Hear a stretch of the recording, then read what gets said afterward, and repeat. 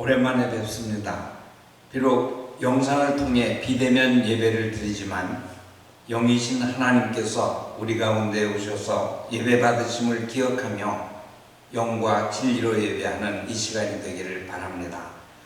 먼저 코로나19와 기상이변의 재앙 가운데서도 건강하고 무사히 사시는 소식을 듣게 되어서 하나님께 감사드리며 우리 초원교회 여러분들께 축하드립니다.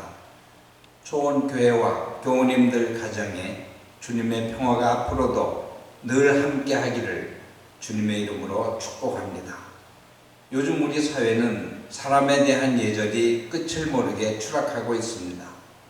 그래서 오늘은 사람을 대하는 예수님의 예절에 대해서 말씀을 나누려고 합니다. 설교 제목이 좀 이상하죠? 우리가 하나님을 대하는 예절을 배워야지 왜 하나님이 사람을 대하는 예절을 배워야 하나? 그것이 믿음하고 무슨 상관이 있나? 이런 생각과 질문하실 분이 계실 것입니다. 우리는 하나님, 그리스도 예수님을 대하는 예절을 많이 배워서 잘 실천하고 있습니다. 하나님을 경외하고 예배합니다. 찬양하며 기도를 바칩니다. 하나님을 사랑하기에 헌금도 바치고 봉사도 하고 헌신도 합니다. 반면에 하나님이 사람을 대하시는 사랑, 그 예절에 대해 무지합니다. 그래서 사람이 사람을 대하는 예절에 관심 두지 않고 배우려 하지도 않습니다. 그 결과 우리는 하나님은 사랑하면서 사람은 함부로 대하는 죄악을 저질러 왔고 지금도 저지르고 있습니다. 한번 생각해 보세요. 남성이 여성을 사람으로 대하나요? 요즘 성범죄가 얼마나 심각합니까? 부모가 자식을 사람으로 대하나요? 요즘 아동학대, 자녀살해 사건이 얼마나 자주 언론에 보도됩니까? 교사가 학생을 사람으로 대하나요? 직장의 오너나 상사가 직원을 사람으로 대하나요? 집주인이 세든 사람을 사람으로 대하나요?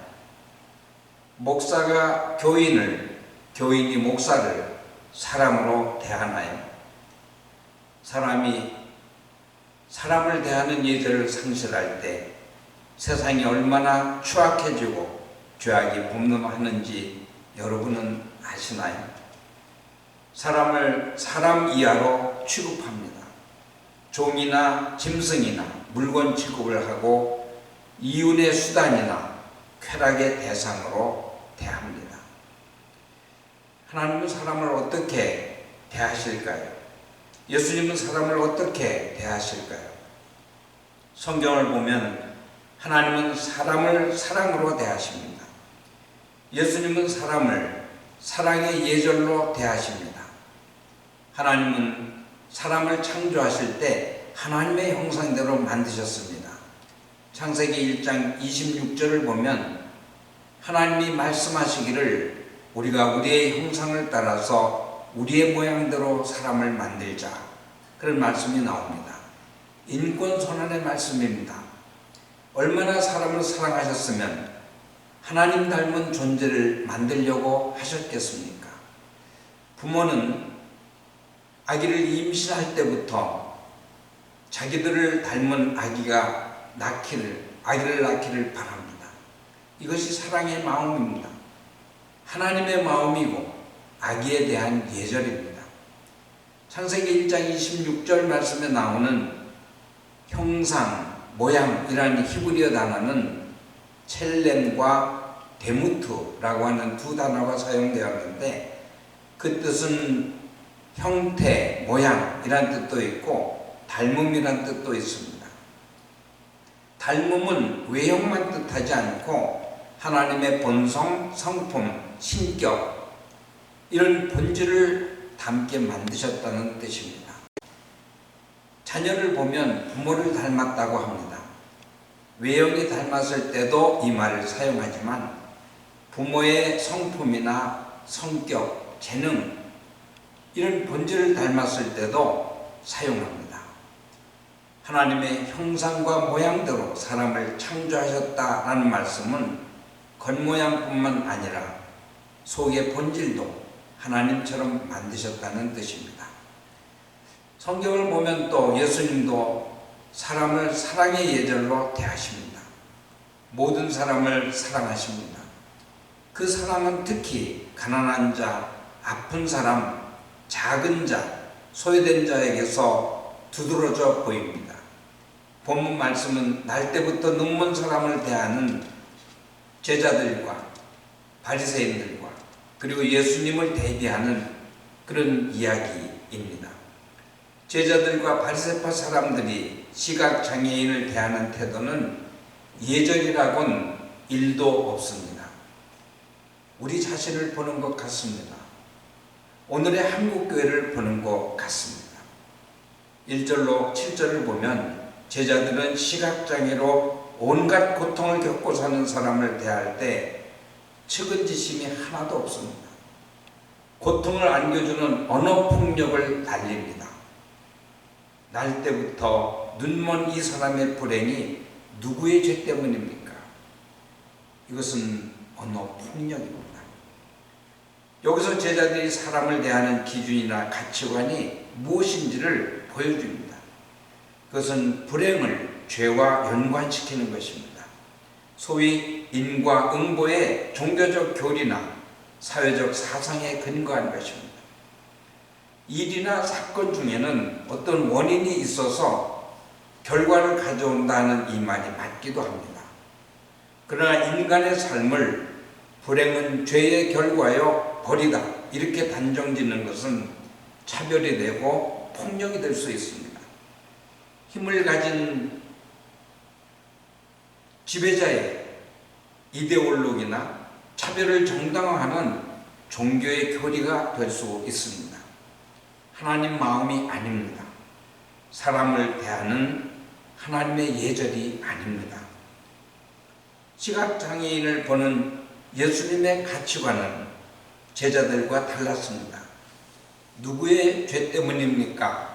하고 묻는 제자들에게 이 사람이 죄를 지은 것도 아니요 그의 부모가 죄를 지은 것도 아니다 그렇게 말씀하십니다. 이 말씀은 인과응보의 교리나 지배 이데올로기를 거부하신 것입니다. 차별과 폭력의 근거가 되는 교리나 도그마, 신조를 부정하는 것입니다. 시각장애인은 예수를 만남으로 큰 기쁨을 얻었습니다. 그는 육신의 눈을 뜨고 세상을 보는 기쁨을 맛보았고 믿음의 눈을 뜨고 다른 사람들이 보지 못하는 새로운 세상을 보는 그런 기쁨을 경험했습니다. 그는 변화되었습니다. 종교적 정죄와 소외, 차별과 폭력으로 비천한 삶을 사는 그런 사람에서 해방되어 자유인으로 변화되었습니다. 주체적인 나로 자기 삶을 사는 능동적 사람으로 변화되었습니다.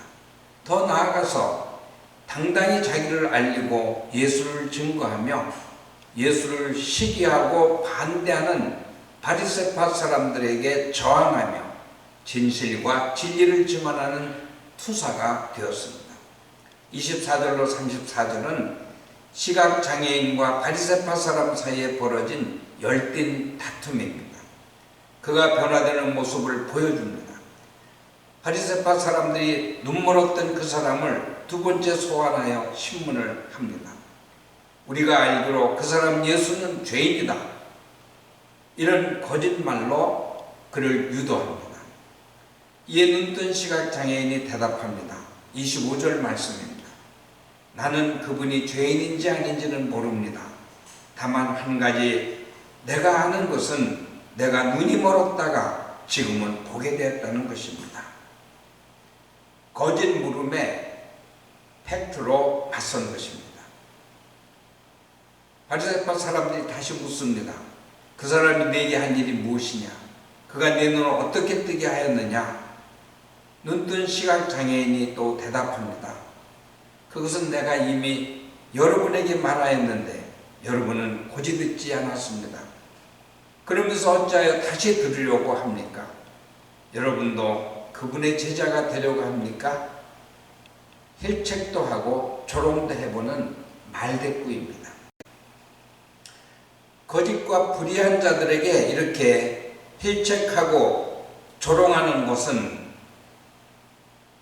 또 다른 예수님의 예절입니다. 예수님도 거짓되고 불의한 사람들에게는 저항도 하고 책망도 하셨습니다. 소신과 용기 없이 못하는 그런 예절이고 말입니다. 믿음 없이 못하는 말입니다. 진실과 진리에 대한 사랑 없이 못하는 말입니다. 바리새파 사람들은 화가 나서 그의 욕설을 퍼붓고 다른 질문을 합니다. 너는 그 사람의 제자이지만 우리는 모세의 제자다.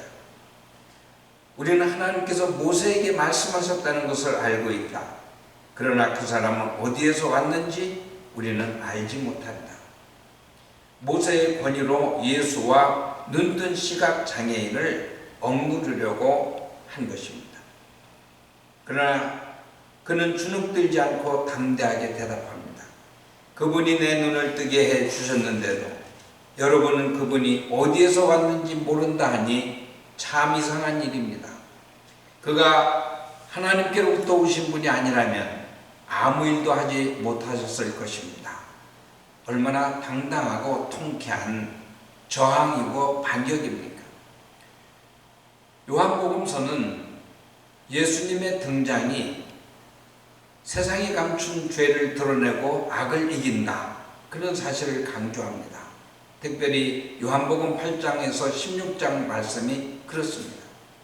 겉으로 보면 죄를 종교적 차원에서 이야기하신 것 같지만 요한복음서를 자세히 들여다보면 악의 세력에 저항하는 예수님을 강조하고 있습니다.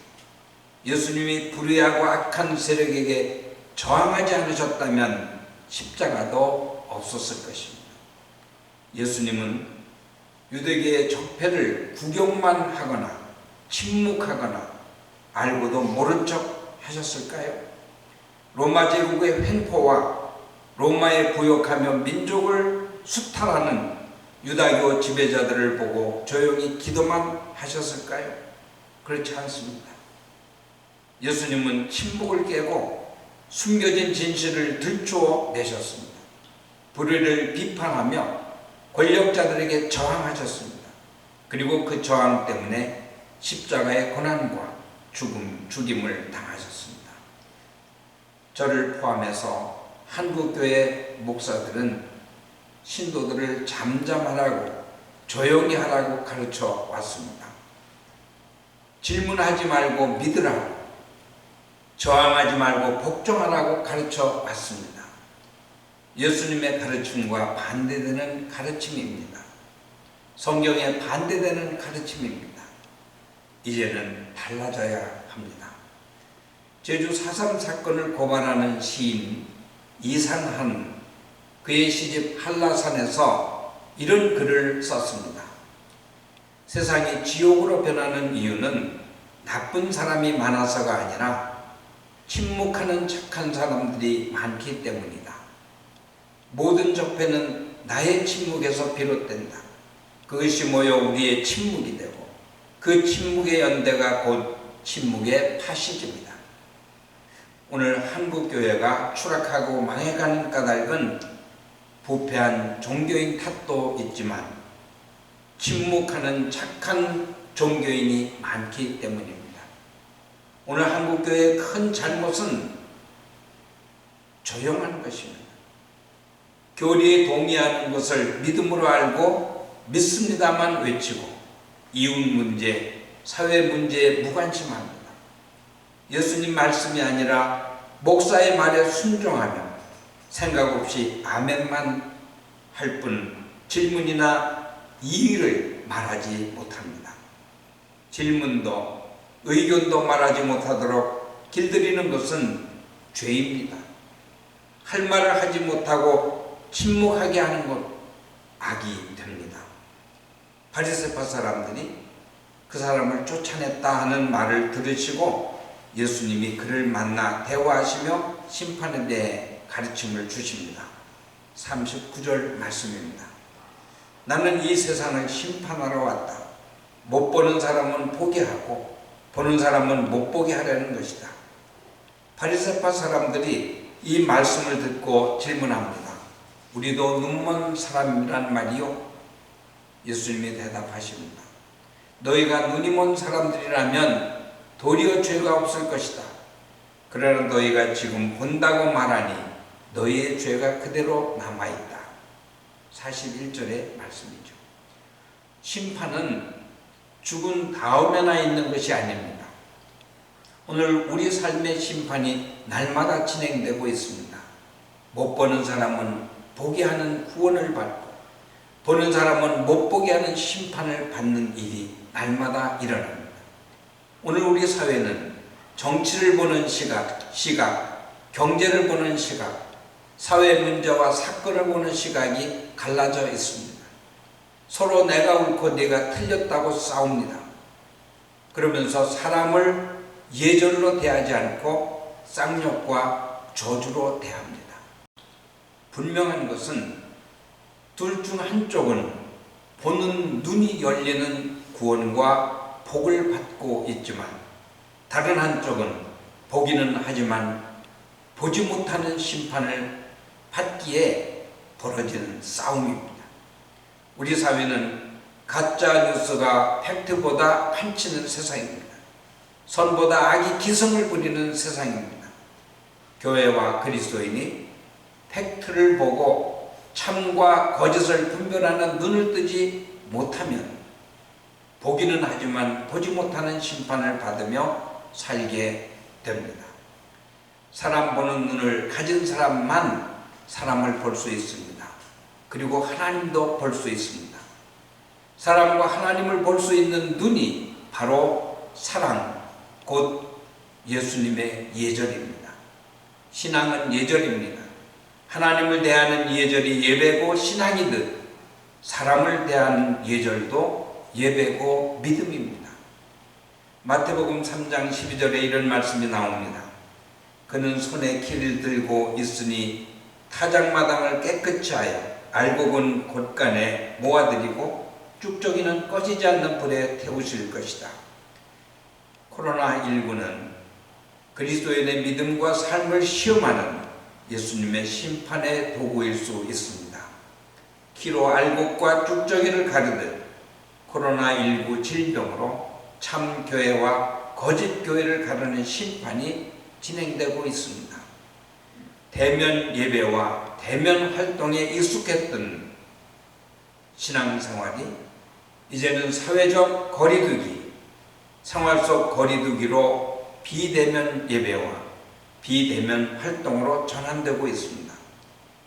코로나19 이전 시대의 대면 예배와 삶을 고집해서는 안 됩니다. 길들여진 아멘 신앙이나 믿음 좋은 척 객기 부리는 믿습니다 신앙을 버려야 됩니다. 대신 사람을 사랑하고 배려하는 예절로 물리적 장소의 거리두기는 잘 지키되 마음의 거리는 예수의 삶과 말씀을 따라 가깝게 유지하는 노력을 해야 합니다. 어떤 변화가 오든 예수를 알고 예수님의 예절을 배워서 모든 사람을 하나님 대하듯 사랑하고 섬기고 나누면 알곡 같은 교회와 그리스도인으로 하루하루 복받는 삶을 살게 될 것입니다. 예수님처럼 예절로 사람을 대하는 삶을 살면 비대면 예배와 비대면 신앙생활에서도 하나님의 은혜와 구원과 평화를 누리게 될 것입니다. 다 같이 기도드리겠습니다. 하나님은 우리를 사랑하셔서 사람을 하나님의 모습과 본질을 담게 만들어 주셨습니다. 우리를 사랑하시기에 죄악으로 망해가는 세상과 죄인을 구원하시려고 자기를 비우고 낮아져 사람이 되셨습니다. 예수님도 우리를 사랑하시다 죽기까지 섬기셨습니다. 이런 사랑을 받은 우리인데 우리는 사람을 사람으로 대하는 예절을 잊고 살아왔습니다. 예수님이 본보여 주신 사람을 대하는 예절을 잊어버렸습니다. 사람을 차별하고 성폭행과 폭력을 행하며 죽이는 일까지도 저지르고 있습니다. 그리스도인은 우리가, 교회가 사람을 대하는 예수님의 예절을 실천함으로 세상을 변화시키고 사람을 구원하는 주님의 일을 감당하게 하옵소서. 예수님 이름으로 기도드립니다. 아멘.